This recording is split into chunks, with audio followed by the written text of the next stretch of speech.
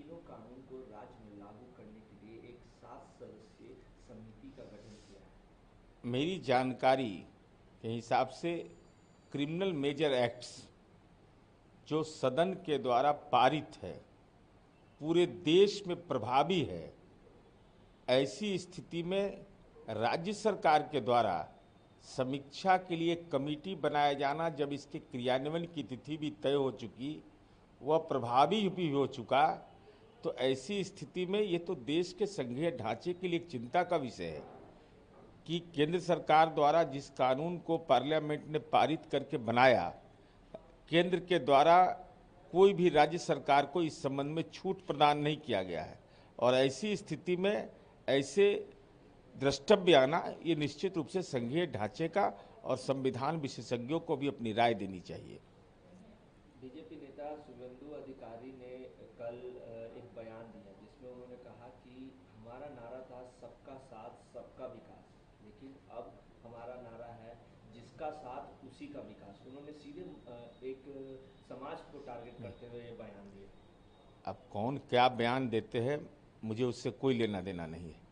देश का संविधान हर एक जाति, धर्म, समुदाय, परंपरा सबके हितपोषक है और देश के संविधान को चुनौती देने की स्थिति इस देश में किसी भी राज सत्ता पर बैठे हुए व्यक्ति को यह अधिकार ही प्राप्त नहीं है।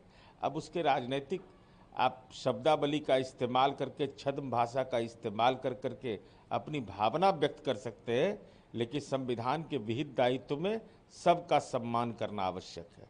अखिलेश यादव ने भाजपा सरकार, यूपी के भाजपा सरकार पर हमला बोला और कहा है कि आपस में इतना यहाँ पर क्लैशेज है ना कि वो यहाँ की जनता पीस रही है। माननीय अखिलेश यादव जी, परिवार में ठीक है ना सब? एक परिवार के 5 सदस्य संसद पहुंच गए। हालांकि आपका रिकॉर्ड रहा है, ट्रैक रिकॉर्ड और ज़्यादा का रहा है। गठबंधन के अंदर अंतर्विरोध क्या है कि अगर एनडीए विरोधी ताकतों को एकजुट करने की बात हो, तब मुंडे मुंडे मते भिन्ना उत्तर प्रदेश में रहा है। अब ऐसी में आप दूसरे के घर में अगर तनाव देखना चाहते हैं तो अपने घर में तनाव को जरा सा अवलोकन कर लीजिए। जयराम रमेश ने कहा है कि 2014 से कम निवेश के चक्र में बंद है, निवेश नहीं हो रहा भारत में। मैं माननीय जयराम रमेश जी से जानना चाहता हूं कि डॉक्टर मनमोहन सिंह की आर्थिक नीति आने के बाद, दुनिया के अंदर में वैश्वीकरण की प्रतिस्पर्धा के बाद, सार्वजनिक क्षेत्र की कंपनियों पर जिस तरीके से कांग्रेस पार्टी ने विनिवेश के नाम पर उसको बंद कर दिया, जैसे बिहार में ही भारत बैगन की कंपनी हो, एनटीसी की कंपनी हो, एमडीपीएल की कंपनी हो, उसके बावजूद आप निवेश की बात करते हैं। आपने तो सार्वजनिक क्षेत्र की कंपनियों को विनिवेश के नाम पर उसको बेच डाला और अब आप निवेश का प्रवचन करते हैं, तो मन में चिंता होता है कि डॉक्टर मनमोहन सिंह की नीति से आप असहमत हैं क्या? विकासशील इंसान पार्टी के सुप्रीमो मुकेश सहनी के पिता की हत्या कर दी जाती है, उसको लेके दरभंगा पुलिस अधीक्षक ने उद्भेदन भी किया है कि पैसे का लेन देन का मामला था और उसमें गिरफ्तारी भी कर ली गई है। देखिए, विकासशील इंसान पार्टी के माननीय मुकेश सहनी जी के पिता की जिस निर्मम तरीके से हत्या की गई, वह निश्चित रूप से चिंता का विषय है और 48 घंटे के अंदर में एक ब्लाइंड केस, जिसका न कोई इन्फॉर्मेंट था न कोई गवाह था, और पुलिस ने तमाम तथ्यों का खुलासा कर दिया है, तो निश्चित रूप से एक महत्वपूर्ण पक्ष है। लेकिन हमारी चिंता यह है कि 14 घंटे के बाद माननीय तेजस्वी यादव अपने राजनीतिक सहयोगी मुकेश सहनी के पिता श्री जी की हत्या के बाद एक शब्द संवेदना के ट्विटर के माध्यम से व्यक्त करने में लग जाता है। तो यह लगता है कि प्रशासन तो संवेदनशील है, लेकिन विकासशील इंसान पार्टी की राजनीतिक सहयोगी राजद संवेदनहीन है। दिल्ली उच्च न्यायालय ने उत्पाद शुल्क मामले में सीबीआई द्वारा अरविंद केजरीवाल की गिरफ्तारी को चुनौती देने वाली याचिका पर आदेश सुरक्षित कर दिया है। अब इस समय तो न्यायिक प्रक्रिया का मामला है, दिल्ली उच्च न्यायालय को इस संबंध में अंतरिम निर्णय लेना है। अब जो भी मामले, एक शराब का मामला, का घर घर शराब पहुंचा देना, अभी पंजाब के अंदर में आप पार्टी की सरकार ने क्या किया, 24 घंटे शराब की दुकानें खोलने का फैसला लिया।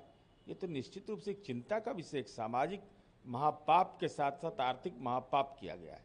केंद्र सरकार ने राज्यों और केंद्र शासित प्रदेशों से ये सुनिश्चित करने के लिए कहा है कि सैनिक समुदाय के सदस्यों को जेल में समान अधिकार मिले और वस्तुओं और सेवाओं तक पहुंचने में कोई भेदभाव न हो। निश्चित भाई, देश के अंदर संविधान है और इसको माननीय न्यायालय ने भी मान्यता प्रदान किया है, तो निश्चित रूप से समानता का उद्बोधन होता है हमारे संविधान में।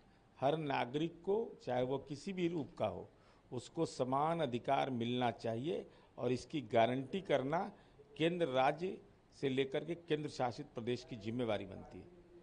20 तारीख को इंडिया गठबंधन के तमाम जो पार्टियां हैं, उनके नेता हैं, वो जिला मुख्यालय में प्रदर्शन करेंगे बिहार में बढ़ते अपराध को।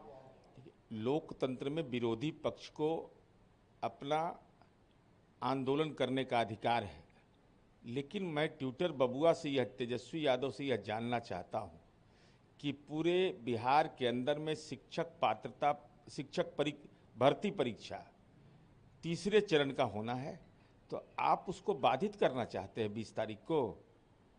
चूंकि 20 तारीख को आप प्रदर्शन करेंगे और 20 को परीक्षा केंद्र तक बच्चे जाएंगे, तो बच्चों को नौकरी के अवसर मिल रहे हैं, तो लगता है कि आपके मन में मन पीड़ा है, इसलिए आपने ऐसे कार्यक्रम आयोजित किए जिससे कि शिक्षक भर्ती परीक्षा में छात्र छात्राओं को, युवक युवतियों को बाधा उपस्थित हो।